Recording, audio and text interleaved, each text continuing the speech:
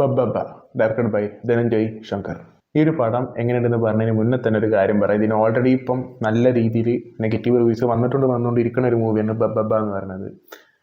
എനിക്ക് തോന്നുന്നത് ഒട്ടുമിക്ക എല്ലാ വലിയ റിവ്യൂസൊക്കെ തന്നെ ഇതിനെ പറ്റിയിട്ട് ഒരു നെഗറ്റീവ് റെസ്പോൺസാണ് കൊടുത്തിട്ടുള്ളത്. പക്ഷേ എനിക്ക് ഞങ്ങൾ ഈ സിനിമ കാണാൻ പോകുമ്പോൾ ലോജിക്ക് എന്ന് പറഞ്ഞ സാധനം ഇവർ മുൻകൂട്ടി പറഞ്ഞ സംഭവം തന്നെയാണ്. എന്നാൽ ഞാനൊന്നും കൂടെ പറയണത്, ലോജിക്ക് എന്ന് പറഞ്ഞ സംഭവം വെച്ചിട്ട് ഈ സിനിമകൾ അപ്രോച്ച് ചെയ്യുന്നുണ്ടെങ്കിൽ ഒരു രീതിയിൽ നിങ്ങൾക്ക് സിനിമ ഇഷ്ടപ്പെടാൻ പോണില്ല. ഞാനും ഈ ലോജിക്ക് എന്ന് പറഞ്ഞ സാധനം പുറത്ത് വെച്ചിട്ടാണ് തിയേറ്ററിൽ കയറിയെന്നുണ്ടെന്നുണ്ടെങ്കിലും എനിക്ക് ചില സാധനങ്ങൾ ലോജിക്ക് ഇല്ല, ഓക്കെ. പക്ഷേ ഇതിനെ ഒരു സീന് പറയാം, മോഹൻലാൽ തുമ്മുമ്പോൾ ഇവിടുന്ന് മണൽ ഇങ്ങനെ ഉന്തും. ഇതാണ് പടത്തിൻ്റെ അവസ്ഥ. പടത്തിൻ്റെ അല്ല, ഒരു സീനിൻ്റെ അവസ്ഥ. അതേപോലെ തന്നെ അവസാനം ഡെത്ത് റേസ് ഉണ്ടല്ലോ ജീസസ് സ്റ്റാറ്റത്തിൻ്റെ. അപ്പോൾ അതിൽ മറ്റേ ഡെത്ത് റേസിൽ നിങ്ങൾ കണ്ടിട്ടാണോ കുറേ മോഡിഫൈ ചെയ്തിട്ടുള്ള കാറുകളാണ് അവരെ ഡെത്ത് റേസിൽ യൂസ് ചെയ്യുന്നത്. അപ്പോൾ അങ്ങനത്തെ ഒരു കാർ ഇതിലിങ്ങനെ വന്നിട്ടുണ്ട്. സാധനം മോഹൻലാലിൻ്റെ വണ്ടിയാണ്, പക്ഷെ ഓടിക്കുന്ന ദിലീപാണ്. അപ്പം അങ്ങനത്തെ കുറേ ക്രിഞ്ച് സാധനങ്ങൾ സിനിമയിൽ ഉണ്ടെന്നുണ്ടെങ്കിൽ പോലും സിനിമ നല്ലതാണെന്നല്ല ഞാൻ പറയുന്നത്. സിനിമ ഒരു ആവറേജ് മൂവി ആയിട്ടാണ് എനിക്ക് തോന്നിയത്. ഒരിക്കലും ഒരു ബിലോ ആവറേജ് മൂവി അല്ല, എന്നുണ്ടെങ്കിൽ ഒരു മോശം മൂവി ആയിട്ട് എനിക്കൊരു സിനിമ ഒരിക്കലും തോന്നിയിട്ടില്ല. പിന്നെ ഇതിൽ ഒരു പ്രശ്നം എന്താണെന്ന് വെച്ചിട്ടുണ്ടെങ്കിൽ പോസിറ്റീവ്സിനേക്കാളും കൂടുതൽ നെഗറ്റീവ്സ് ഉള്ള ഒരു മൂവിയാണ്. പോസിറ്റീവ്സ് എന്താണെന്ന് ചോദിച്ചിട്ടുണ്ടെങ്കിൽ ചിലപ്പോൾ കുറച്ച് പറയാനുണ്ടാവുള്ളൂ. പക്ഷേ ബിലോ ആവറേജ് എന്ന് പറയുമ്പോൾ തീരെ ഉണ്ടാവരുത്. ഇല്ലാന്നുണ്ടെങ്കിൽ ഇഷ്ടപ്പെട്ടില്ല എന്ന് പറയുമ്പോൾ കുറച്ച് മാത്രം ഉണ്ടാവണം. ഇതിൽ അത്യാവശ്യം പോസിറ്റീവ്സ് ഉണ്ട് ഈ സിനിമയിൽ. പക്ഷേ ഒരു പ്രശ്നം എന്താണെന്ന് വെച്ചിട്ടുണ്ടെങ്കിൽ good bad angle, അജിത്തിന് good bad angle പോലെ അവർ അഡാപ്റ്റ് ചെയ്യാൻ നോക്കിയതായിട്ട് എനിക്ക് തോന്നി. പിന്നെ കുറേ സിനിമയിൽ നിന്ന് കോപ്പി അടിച്ചിട്ടുള്ള ഒരു സാധനം ഇതിൻ്റെ പല ഭാഗങ്ങളും എനിക്ക് തോന്നി. പിന്നെ റെഫറൻസിൻ്റെ ഏറുംകളിയാണ്. ഈ റെഫറൻസ് എങ്ങനെ ഉണ്ടായെന്ന് ചോദിച്ചിട്ടുണ്ടെങ്കിൽ ബോറായ സാധനം, എനിക്ക് ബോറായി തോന്നിയ സാധനങ്ങളും നല്ലതായിട്ട് തോന്നിയ സാധനങ്ങളും ഈ സിനിമയിലുണ്ട്. റെഫറൻസിൻ്റെ കാര്യമാണ് പറഞ്ഞത്. പിന്നെ ഈ സിനിമയിൽ ഞാൻ ഒരൊറ്റ സീൻ ഞാൻ പറഞ്ഞുതരാം. ഇന്റർവെല്ലിൻ്റെ സമയത്ത് ഒരു ഒരു ഫൈറ്റ് സീൻ ഉണ്ട്. മറ്റേ റിയാസ് ഖാൻ, അല്ല എൻ്റെ മുന്നേ കുറച്ച് അപരാധങ്ങളാണ്, അത് നോക്കണ്ട. പക്ഷെ അത് കഴിഞ്ഞിട്ട് കുറച്ച് സോങ്സ് ഇട്ടിട്ടുള്ള ഒരു ഫൈറ്റ് ഉണ്ട്. കിട്ടിയ സാധനം പ്രത്യേകിച്ച് തിയേറ്ററിൽ ഇരുന്ന് കാണുമ്പോൾ കിട്ടിയൊരു ആംബിയൻസ്, സത്യം പറഞ്ഞാൽ ഇപ്പോൾ അടുത്ത് കാലത്തൊന്നും കിട്ടിയ ആംബിയൻസ് ഉണ്ടല്ലോ ഓരോ സിനിമ നിന്ന് കിട്ടിയ, അങ്ങനത്തെ ഒക്കെ വെച്ച് നോക്കുമ്പോൾ അതിനേക്കാളൊക്കെ എത്രയോ വലിയൊരു ആംബിയൻസ് ഈ ഫൈറ്റ് നടക്കുമ്പോണ്ട്. എല്ലാ ഫൈറ്റും അല്ല, ഇൻ്റർവെല്ലിൻ്റെ സമയത്ത് നടന്നൊരു ഫൈറ്റ്. അത് ഫൈറ്റിൻ്റെ ഗുണം കൊണ്ടല്ല, അതിൻ്റെ ബാക്കിൽ ഇട്ടിട്ടുള്ള പാട്ടുകൾ കാരണമാണ്. കാരണം നമ്മൾക്ക് ഭയങ്കര അല്ലെങ്കിൽ ഉത്സവത്തിലൊക്കെ നമ്മൾ ഡാൻസ് കളിക്കാൻ യൂസ് ചെയ്യുന്ന പാട്ട് തന്നെയാണ് ഇതിലിട്ടിട്ടുണ്ടായിരുന്നത്. അപ്പോൾ ആ സമയത്ത് നല്ല രസം ഉണ്ടായിരുന്നു. തിയേറ്ററിലായതുകൊണ്ടട്ടെ പറഞ്ഞെങ്കിൽ ഈ OTT ഇരുന്നത് കാണുമ്പോൾ ഒന്നും തോന്നില്ല. അതേപോലെ തന്നെ ഫാമിലി ഓഡിയൻസിൻ്റെ ഒപ്പം ഇരുന്ന് കണ്ടിട്ടുണ്ടെങ്കിലും ഒന്നും തോന്നില്ല. പക്ഷെ നല്ലൊരു കൈയടിക്കാനൊക്കെ ഉള്ള ഒരാൾക്കാരുടെ ഇടയിൽ വന്നിരിക്കുകയാണെന്നുണ്ടെങ്കിൽ നൈസായിട്ട് ഞാൻ ഈ പറഞ്ഞ സാധനങ്ങൾക്ക് കിട്ടും. പിന്നെ അതേപോലെ തന്നെ ഇനിയുള്ള അടുത്തൊരു ഫാക്ടറാണ് സിനിമയ്ക്ക് ഇത്ര ഹൈപ്പ് വരാനുള്ളതിൻ്റെ അടുത്തൊരു ഫാക്ടർ എന്ന് പറഞ്ഞാൽ ഉറപ്പായിട്ടും മോഹൻലാലാണ്. മോഹൻലാൽ എങ്ങനെയാണെന്ന് ചോദിച്ചിട്ടുണ്ടെങ്കിൽ കുഴപ്പമില്ലായുള്ളൂ. അതെന്ന് ചോദിച്ചിട്ടുണ്ടെങ്കിൽ മോഹൻലാൽ വന്നിട്ട് മീശ പിരിക്കാൻ പറയുമ്പോൾ ഇങ്ങനെ പിരിച്ചു കൊടുക്കും. പിന്നെന്താ ഈ മുണ്ട് മടക്കി കുത്താൻ പറയും. അപ്പം ഇങ്ങനെ വെറുതെ മുണ്ട് മടക്കി, പക്ഷെ അതൊരു ഇമ്പാക്റ്റ് കിട്ടുന്നില്ല. കാരണം ഇപ്പം മോഹൻലാൽ എന്നൊക്കെ പറയുമ്പോൾ ഇതിന് മുന്നേ മുണ്ട് കുത്തുന്നതിനും മറ്റേ മീശ പിരിക്കണീനും ഒക്കെ ഫാൻസ് ഉണ്ട്. അങ്ങനെ ഫാൻസ് വരാനുള്ളതിൻ്റെ കാരണം എന്താണെന്നുള്ളതല്ല, അതങ്ങനെ ചെയ്ത് വെച്ച ക്യാരക്ടേഴ്സാണ്. പക്ഷെ അതിൽ ഈ മുണ്ടൊക്കെ കുത്തുമ്പോൾ ആ സീന് ഡിമാൻഡ് ചെയ്യുന്ന സമയങ്ങളിലാണ് ഈ മീശ പിരിക്കലും മുണ്ട് കുത്തലൊക്കെ വന്നത്. പക്ഷെ ഇവിടെ വെറുതെ നിന്നിങ്ങനെ മുണ്ട് കുത്തുക, നിർത്ത മീശ പിരിക്കുക, പിന്നെ ആൾക്കാർ ഒച്ചുണ്ടാക്കണം. പക്ഷെ ഒരു ഇമ്പാക്റ്റും ഉണ്ടായിരുന്നില്ല ഇങ്ങനത്തെ സാധനങ്ങളിൽ. എന്നിട്ട് മീശ ഇങ്ങനെ പിരിക്കുമ്പോഴും ക്യാമറൻ്റെ ഇവിടെ അങ്ങനെ ഒന്ന് നോക്കും, എന്ത് കാട്ടവരാതായി കാണിക്കണത്. അങ്ങനത്തെ ഒരു പ്രശ്നമേ മോഹൻലാൽ ഈ ഒരു സിനിമയിൽ അഭിനയിക്കേണ്ടിയില്ലായിരുന്നു, ഉള്ളത് പറയാം. ഒരാവശ്യം ഉണ്ടായിരുന്നില്ല. കാരണം മോഹൻലാലിൻ്റെ വൺ ഓഫ് ദി വേസ്റ്റ് ക്യാരക്ടറായിട്ടാണ് എനിക്ക് തോന്നിയത്. മനസ്സിലായില്ലേ? അത് ഞാൻ പറയാനുള്ളതിൻ്റെ കാരണം ഇതിൽ വന്നിട്ട് ഓരോ അപരാധങ്ങളാണ് കാണിക്കുന്നത്. പിന്നെ എന്തൊക്കെയോ സ്പൂഫ് പരിപാടികൾ മോഹൻലാലിൻ്റെ ഇതിൽ ചെയ്ത് കൂട്ടിയിട്ടുണ്ട്. എനിക്ക് തീരെ ഇഷ്ടപ്പെട്ടില്ല. ദിലീപ് അത്യാവശ്യം നന്നായിട്ട് ചെയ്തിട്ടുണ്ടെന്നാണ് എനിക്ക് തോന്നിയത്. ദിലീപ് എന്ന് വെച്ച് കഴിഞ്ഞിട്ടുണ്ടെങ്കിൽ അഭിനയിക്കാനുള്ള ഒരു ക്യാരക്ടർ ഇതിൽ ദിലീപിനില്ല. പക്ഷെ എന്നാലും വലിയൊരു കുഴപ്പമില്ലാത്ത കാര്യങ്ങൾ ദിലീപ് ആയതുകൊണ്ടാണ് വലിയൊരു കുഴപ്പമില്ലാത്തൊരു ഫീല് വന്നത്. അതും കൂടി നമ്മൾ നോക്കണം. അങ്ങനെ പോണ ഒരു സിനിമ. പിന്നെ ഞാനൊരു കാര്യം പറയാം, ഈ ഒരു സിനിമ ഭയങ്കര ലൗഡായിട്ടുള്ളൊരു സിനിമയാണ്. എനിക്ക് ഇതിലൊരു ടൈം എത്തിയപ്പോൾ എനിക്ക് വല്ലാത്തൊരു തലവേദന എനിക്ക് പേഴ്സണലി ഫീൽ ചെയ്ത്. അത് ഇങ്ങനെ ഫുള്ള്, അതായത് ഇപ്പം ഇൻ കേസ് നിങ്ങൾക്ക് ഈ സിനിമ ഇഷ്ടപ്പെട്ടിട്ടില്ല, നിങ്ങൾക്ക് ഉറങ്ങാൻ കൂടി പറ്റില്ല. കാരണം അമ്മാതിരി സൗണ്ടാണ് ഈ സിനിമയിൽ. പക്ഷെ ഞാനിത് ആവറേജ് ആണ് എന്നുള്ളതിൻ്റെ പറയാനുള്ള കാരണം ബോർ അടിച്ചിട്ടുണ്ടായിരുന്നോ എന്ന് ചോദിച്ചിട്ടുണ്ടെങ്കിൽ ബോർ അടിച്ചിട്ടുണ്ട്, ഇല്ലയെന്നൊന്നും പറഞ്ഞില്ല. പക്ഷെ ത്രൂ ഔട്ട് എല്ലാവരും പറഞ്ഞ പോലത്തെ ഒരു ബോറടി ഈ സിനിമയിൽ എനിക്ക് ഫീൽ ചെയ്തിട്ടില്ല.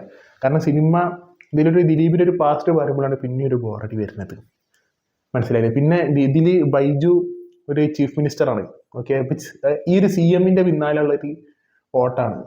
അപ്പോൾ ഇത് പറയുമ്പോൾ തന്നെ നമ്മൾ എന്തിനാവും ഒരു ചീഫ് മിനിസ്റ്ററിന്റെ പിന്നാലെ ഇങ്ങനെ ഒരു പൊളിറ്റിക്സ് കാര്യങ്ങളൊക്കെ വരുമ്പോൾ അതിൻ്റെ ദിലീപിൻ്റെ വാസ്ത എന്താവും എന്ന് വിചാരിക്കുമ്പോൾ നമ്മളെ മനസ്സിലേക്ക് എന്നും എനിക്ക് തോന്നുന്നത്, ഞാനൊക്കെ കണ്ടിട്ടുള്ള എല്ലാ സിനിമയിലും ഇങ്ങനത്തെ ഒരു വാസ്റ്റ് ഒരു ക്യാരക്ടർ ഉണ്ടാവും റിവെഞ്ചിന് വേണ്ടി ഇറങ്ങുകയാണെന്നുണ്ടെങ്കിൽ.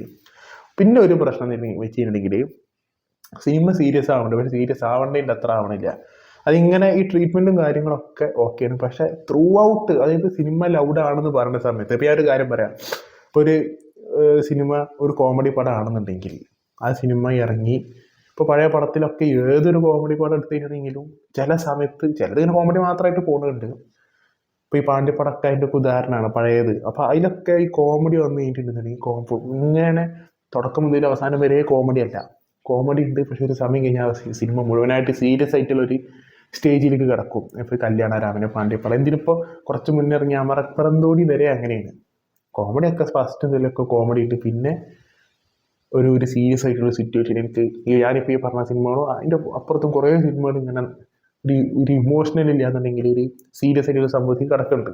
ഇതിൽ സീരിയസ് ആയിട്ടുള്ള സംഭവത്തിൽ കിടക്കുന്നു, പക്ഷെ അവിടെ നിൽക്കുന്നില്ല. സീരിയസ് ആയിട്ടുള്ള ഒരു സംഭവത്തിൽ കിടന്നിട്ട് അവിടെ ഒരു കണക്ഷൻ വരുത്തിയെടുക്കാൻ വേണ്ടിയിട്ട് ഇവർക്ക് പറ്റണില്ല സിനിമയ്ക്ക്. കാരണം അപ്പത്തിനും അടുത്ത കോമഡിയും ചളിയും ഇങ്ങനെ വരികയാണ്.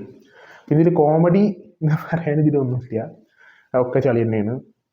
കോമഡി ഉണ്ടെങ്കിൽ തന്നെ ചളി അതന്നെ, വേറെ ഒന്നുമില്ല. പിന്നെയെന്ന് വെച്ചിട്ടുണ്ടെങ്കിൽ കൈയടിക്കാനുള്ള സാധനങ്ങൾ ഈ ഒരു സിനിമയിലുണ്ട്. പ്രത്യേകിച്ച് മോഹൻലാൽ ഫാൻസ് ആണെന്നുണ്ടെന്നുണ്ടെങ്കിൽ ഞാൻ പറഞ്ഞില്ല, എനിക്ക് കൈയടിക്കാൻ തോന്നിയില്ല. മോഹൻലാൽ എൻട്രി കഴിഞ്ഞ് കഴിഞ്ഞിട്ടുണ്ടെങ്കിൽ പിന്നെ അതിലൊന്നുമില്ല. പിന്നെ ഗില്ലി റെഫറൻസൊക്കെ അത്യാവശ്യം ബോറായിട്ടാണ് കൊണ്ടുവന്നത്. വിജയിൻ്റെ ഈ സാധനം ഉണ്ടല്ലോ, ഈ സാധനം ഇങ്ങനെ പിടിക്കുമല്ലോ, എന്തെന്നാ കാണിച്ചിരിക്കുന്നത്, ചെയ്യേണ്ടവർ ചെയ്തോളും എന്നുള്ളൊരു ഫീലാണ് എനിക്ക് സിനിമ കണ്ടപ്പോൾ. കാരണം പറ്റണം ചെയ്താൽ മതിയല്ലോ, അതുകൊണ്ടാണ്.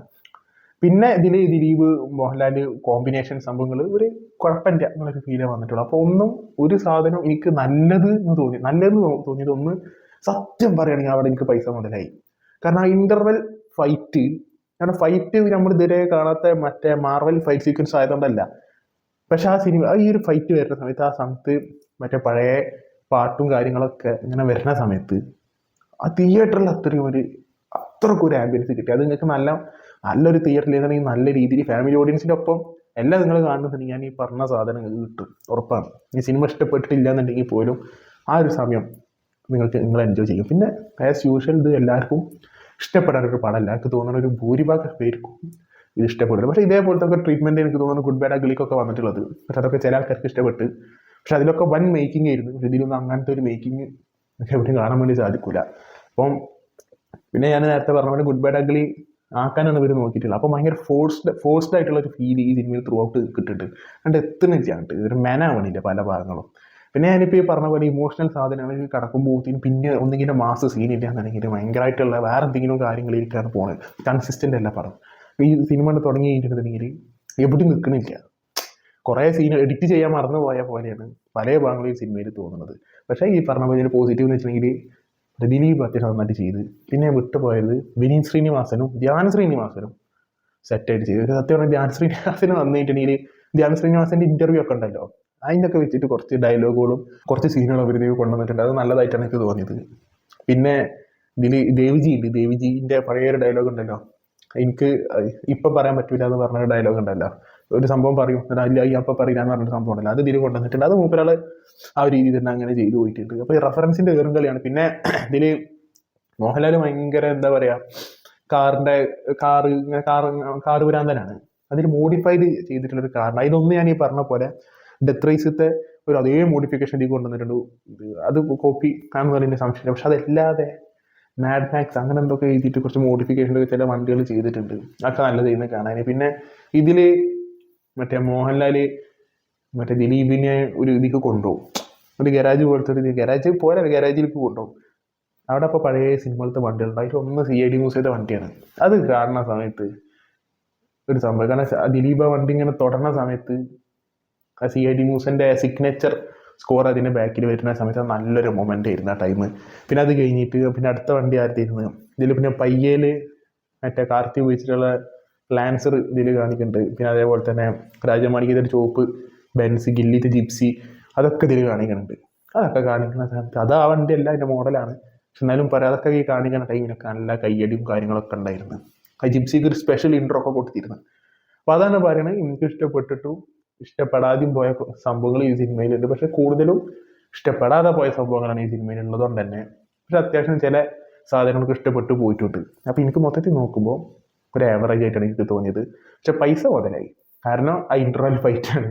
ബാക്കിയൊന്നും പൈസ മുതലാവുക, ഇൻ്റർവെൽ ഫൈറ്റ് ഇല്ല എന്നുണ്ടെന്നുണ്ടെങ്കിൽ എന്തായാലും പൈസ മുതലായി തീർത്ത് പറയാൻ വേണ്ടി പറ്റില്ല. പക്ഷെ ഇൻ്റർവെൽ ഫൈറ്റ് സെറ്റ് ചെയ്ത് ആ പാട്ടുള്ളതുകൊണ്ടാണ് ഞാൻ നമ്മൾ കണ്ടുപോയിട്ടുള്ള ആക്ഷൻ സീക്വൻസും കാര്യങ്ങളൊക്കെ തന്നെയാണ്. പിന്നെ VFX എൻ്റെ മോനെ കാട്ടവരാതെ ചെയ്ത് വെച്ചിട്ടുണ്ട് VFX, മനസ്സിലായില്ല. അപ്പോൾ തിയേറ്ററിൽ പോയി കാണാൻ മാത്രം ഉണ്ടോ എന്ന് ചോദിച്ചു കഴിഞ്ഞിട്ടുണ്ടെങ്കിൽ ഇപ്പോൾ ഈ പറഞ്ഞ പോലത്തെ സാധനങ്ങൾ നിങ്ങൾക്ക് എന്തായാലും ഞാനിപ്പോൾ ഈ നല്ലത് പോസിറ്റീവായിട്ട് പറഞ്ഞ സാധനങ്ങൾ ഫീൽ ചെയ്യണമെന്നുണ്ടെന്നുണ്ടെങ്കിൽ നിങ്ങൾ തിയേറ്ററിൽ പോകേണ്ടി വരും.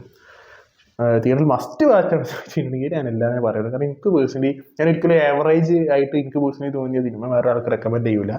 പക്ഷെ ഡെഫിനറ്റ് ആയിട്ട് നിങ്ങൾ ബാക്കിയുള്ളവർ പറയുന്നത് കേൾക്കാതെ, ഞാൻ പറയാണ് ബാക്കി ചില ആൾക്കാർക്ക് നല്ല രീതിയിൽ ഇഷ്ടപ്പെടും, ചില ആൾക്കാർക്ക് ഇഷ്ടപ്പെടില്ല, ചിലർക്ക് ഇന്ന പോലെ ആവറേജ് ആവും. പക്ഷെ ഇത് ചില ആൾക്കാർക്ക് ഇത് ഇഷ്ടപ്പെടും, എനിക്ക് ഉറപ്പാണത്.